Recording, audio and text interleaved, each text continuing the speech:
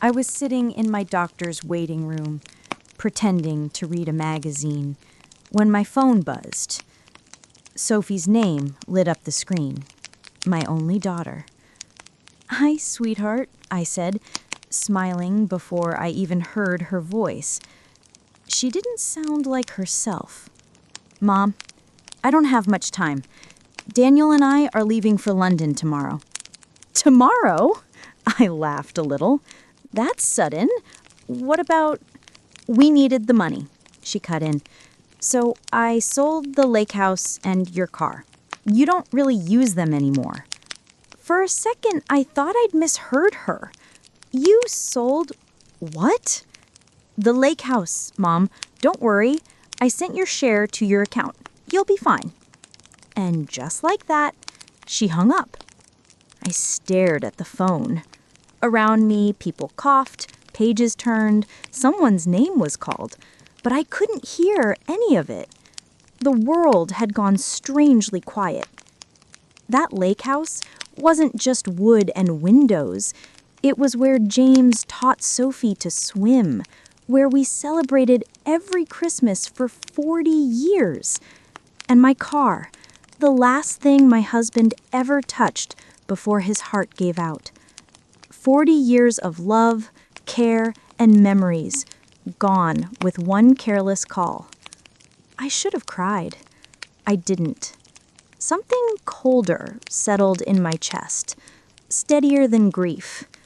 She thought she'd taken everything from me, but she had no idea what she'd just set in motion. I don't remember leaving the clinic.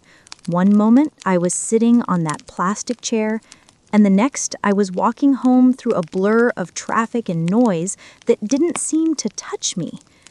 When I reached my front door, the house felt emptier than it ever had before. James's coat still hung by the hallway, the sleeves slightly wrinkled, as if he might reach for it any second. It had been 6 months since he died, but I still talked to him sometimes, quietly in the kitchen while making coffee for one. That evening, I sat at our dining table staring at the wood grain until it blurred. I thought about Sophie's voice on the phone, how distant it had sounded, how businesslike. She'd been different since James's funeral.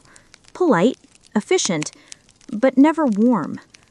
I used to tell myself it was her way of coping. Maybe it wasn't. At some point, my eyes drifted to the dresser against the wall. A faint memory surfaced. James handing me a small sealed envelope a few days before his death. "Open this only when you've lost faith in kindness," he'd said, smiling that quiet, knowing smile of his. I tucked it away, telling him not to be dramatic. But now, sitting there with the echo of Sophie's voice still stinging in my chest, I realized what he had meant. I walked to the dresser, pulled open the drawer, and there it was. Yellowed slightly at the edges, my name written in his careful handwriting. For a long moment, I just held it, feeling its weight. Grief rose in my throat, but beneath it was something else, something sharper. I whispered to the empty room, "All right, James, let's see what you've been keeping from me." And with that, I slid my finger under the seal. Inside the envelope was a single sheet of folded paper and a small brass key. James's handwriting filled the page, neat, deliberate, the way he wrote everything. "My dearest Evelyn, if you're reading this, it means the world has disappointed you. I always feared that kindness might become your weakness. But before you let it harden your heart, there's something you should know." My hands trembled as I unfolded the rest of the letter. He wrote about investments I didn't know existed, properties, savings, a quiet business he'd built over decades. Everything was in my name, hidden under a trust only our lawyer, Mr. Bennett, could access. He never told Sophie, he'd written. I wanted her to learn value before she inherited comfort. If she ever forgets who she is, this will be your shield. Don't use it to destroy her, my love. Use it to remind her what real loss feels like. I stared at those words until they blurred. James had always been gentle, but he understood people better than anyone, even his own daughter. I looked at the brass key. On the back, engraved in tiny letters, were 2 words, "For you." I knew instantly what it opened, the old cedar box in his study. I hadn't touched it since the day he died. Inside that box, beneath a stack of letters and photographs, I found the proof of everything. Property deeds, documents, and a company name, Moore Holdings, Ltd. Every asset Sophie thought she controlled belonged to me. I sank back in the chair, the papers spread before me like pieces of a puzzle I hadn't known existed. For the first time in months, I felt a slow, steady pulse of purpose. Sophie believed she had stripped me of everything. She didn't realize she'd only freed me to act. And as I sat there in the quiet glow of the lamp, I whispered to the empty air, "Thank you, James. I know what to do now." The next morning, I called Mr. Bennett. He had been James's lawyer for almost 20 years, steady, discreet, and loyal. When he answered, his voice was warm. "Mrs. Moore, it's good to hear from you. How are you holding up?" I told him I'd opened James's letter. For a moment, there was only silence on the line, then a sigh. "So, you finally found out," he said quietly. "Your husband was a careful man. He wanted to protect you. I met him that afternoon in his office downtown. He spread the papers across his desk, his expression tightening with every page. 'Everything is in your name,' he said. 'Every property, every account. Sophie has no legal claim to any of it.' I nodded slowly. 'Can the sales be reversed?' He adjusted his glasses. 'Technically, yes, but it might take months. She used your authority through a general power of attorney. James warned me that could be dangerous. Still, if you'd like to press charges—' I cut him off. 'No, not yet.' He looked up, surprised. 'I don't want to drag her into court. I just want her to understand what she's done.' He studied me for a long moment, then gave a small, knowing smile.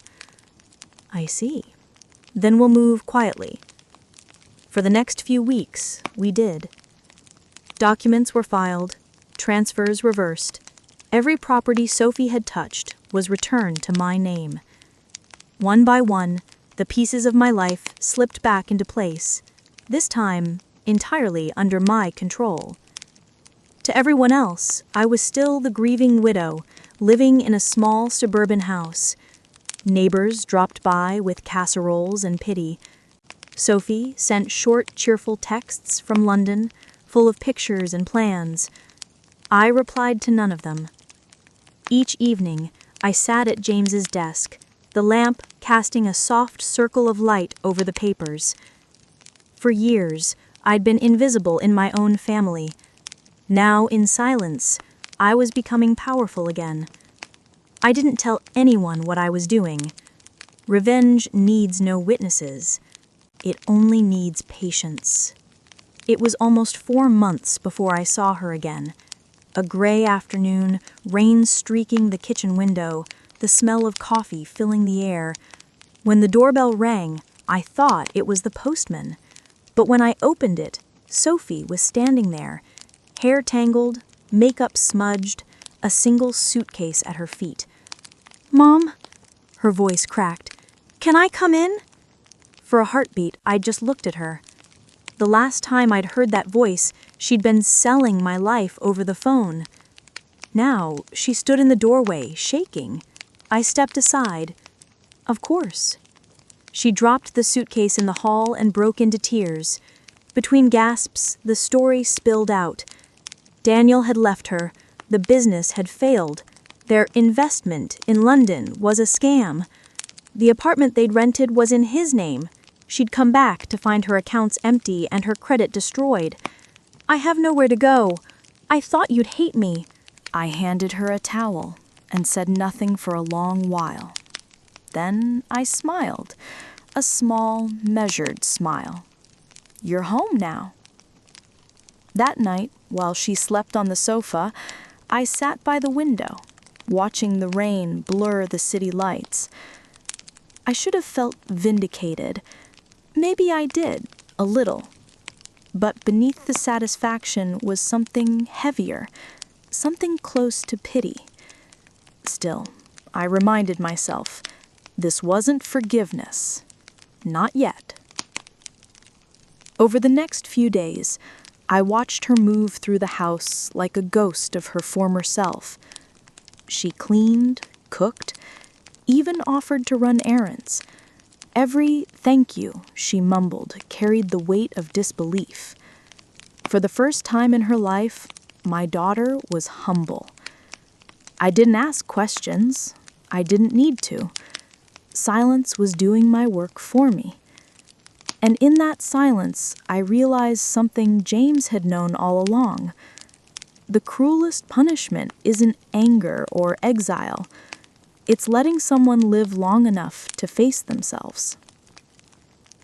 Days turned into weeks. Sophie stayed, trying to blend her old arrogance into obedience. It didn't quite fit her yet, like a borrowed coat. Every morning, she made coffee and left a cup on my bedside table. Every afternoon, she went job hunting and came home with a forced smile and empty hands. At night, she sat by the window, scrolling through her phone, as if Daniel might suddenly text her and fix everything. I never asked about him. I never asked about London. Instead, I let the silence stretch until it started to shape her. Meanwhile, I worked quietly with Mr. Bennett. The company James had built, Moore Holdings, was once again fully mine. One of the buildings it owned was the apartment complex where Sophie and Daniel had lived before their grand escape. I signed the renewal documents myself and sent out updated notices to every tenant, including Sophie's old unit. A week later, she burst into the kitchen, waving a letter. "Mom, they're evicting us. Someone bought the property and doubled the rent. Everyone has to move out." I looked up from my tea. "That's terrible." She dropped the letter on the table. "How can people do this? It's cruel." For a moment, I almost laughed, but not out of joy, out of irony. People, I thought, can do far worse when they think they'll never be caught. Out loud, I only said, "Sometimes life teaches us through strangers." That night, she cried again. I could hear it through the thin walls. I didn't go to her. Not yet. Because this wasn't over. Forgiveness, if it ever came, would have to be earned. And before Sophie could understand mercy, she had to meet consequence face to face. Winter arrived early that year. Cold wind slipped through the window frames, and the air inside the house grew sharp and thin. Sophie had found a part-time job at a small clothing store downtown, but it barely paid enough to cover her bus fare. Most nights, she came home exhausted, smelling of dust and cheap perfume.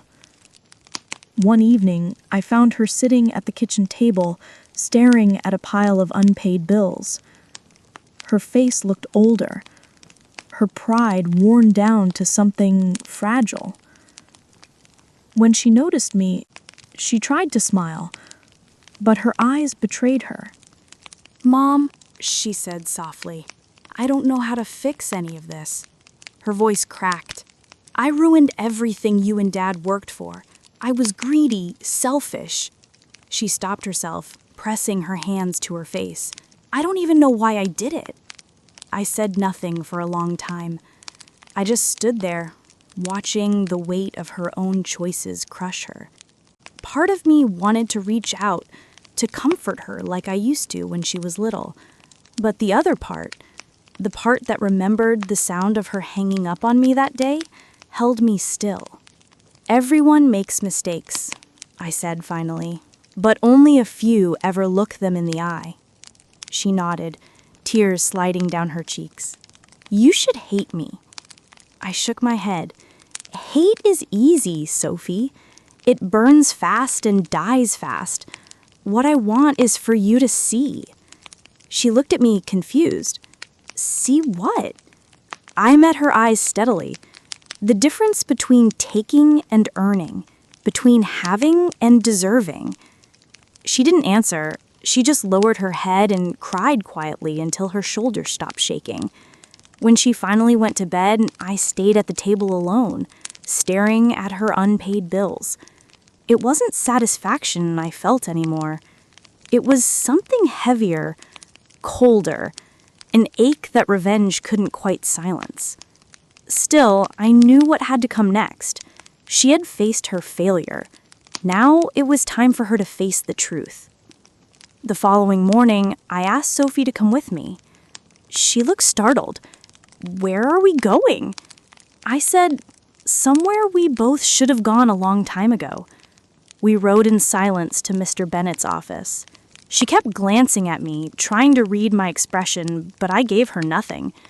When we arrived, Bennett greeted us politely, his eyes flicking between us with quiet understanding. He gestured toward the chairs across from his desk. "Mrs. Moore, everything's ready." She frowned. "Ready for what?" Bennett opened a folder and laid several documents neatly on the table. Property deeds, bank records, company ownership certificates, all signed with one name, mine. She blinked, confused. "What is this?" Bennett looked at me. I nodded for him to go on. "These documents confirm that your mother is the legal owner of Moore Holdings, and through this, several properties across the city, including your former apartment building." She stared at him, then at me. I don't understand." I met her eyes steadily. "You thought you were selling my home, Sophie, but you were never selling yours. Every signature, every account, every property, all of it was mine. James made sure of that before he died." She looked pale, her lips parting as the truth sunk in. You knew?" "I found out after you left, and I could have destroyed you with a single call, but instead, I wanted you to learn what it felt like to lose everything you took for granted." She hanged her head slowly, disbelief turning into shame. "Why didn't you just tell me?" "Because words don't teach, consequences do." Her eyes filled with tears. "You wanted to punish me." I exhaled. "No, I wanted you to see me, not as a bank, not as someone to outgrow or use, just as your mother." For a long moment, the room was silent, except for the faint hum of the ceiling fan. Then Sophie whispered, "I do see you now, and I don't deserve your forgiveness." I gathered the papers back into the folder. "Maybe not yet, but at least now you know what the truth costs." As we left Bennett's office, the winter sun caught the glass doors, casting a thin band of light across Sophie's face. It wasn't warmth, not yet, but it was something close. The weeks after that meeting passed quietly. Sophie didn't talk much, and I didn't push her to. We found a strange rhythm. Two people living in the same house, but separated by years of unspoken truth. She kept her job at the clothing store and began taking evening classes at the community college. Sometimes I'd watch her leave the house with a backpack slung over her shoulder, her posture humbler, her eyes softer. The arrogance that once defined her had faded into something almost fragile. One night, she came into the kitchen while I was washing the dishes. She hesitated in the doorway, then said, "Mom, thank you for letting me stay." I didn't look up. "You don't have to thank me. This is your home." "No," she said quietly. "It was your home. I just forgot how to be part of it." Her words settled between us like the faint warmth of the stove.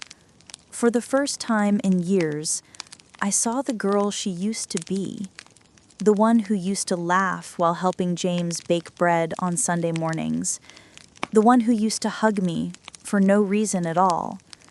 When she went to bed, I walked into the living room and looked at the box of documents still sitting on the table. The proof of everything. My revenge, my protection, my victory. I had won. But looking around the house, I realized victory didn't feel the way I'd imagined. The next day, I called Mr. Bennett and told him to start transferring some of the properties into a charitable trust. The lake house would be turned into a shelter for women who had nowhere to go, women who, like me once, had been left behind by those they loved most. When Sophie found out, she stared at me in disbelief. "You're giving it away?" I nodded. "Some things are only valuable when they're shared." She smiled faintly, tears gathering at the edges of her eyes. "Dad would have loved that." I smiled back. "He already does." That evening, as we stood on the porch, watching the sun sink behind the trees, Sophie slipped her hand into mine. Her fingers were cold, hesitant, but real. We didn't speak. We didn't need to. For months, I had lived for revenge, believing it would heal me. But healing, I realized, wasn't about punishment. It was about peace. And peace only comes when you decide to stop keeping score. I turned to her and said softly, "Forgiveness isn't the opposite of revenge, Sophie. It's the part that makes it complete." When I look back now, I don't see a story about loss anymore. I see a story about learning, about how love, no matter how bruised, can still find its way home. Maybe you've lived something like this too. If my story touched you, tell me your thoughts in the comments below. And if you believe that every wound can teach us something worth sharing, subscribe to the channel so you never miss a new story. Your support helps these stories find more hearts that need them.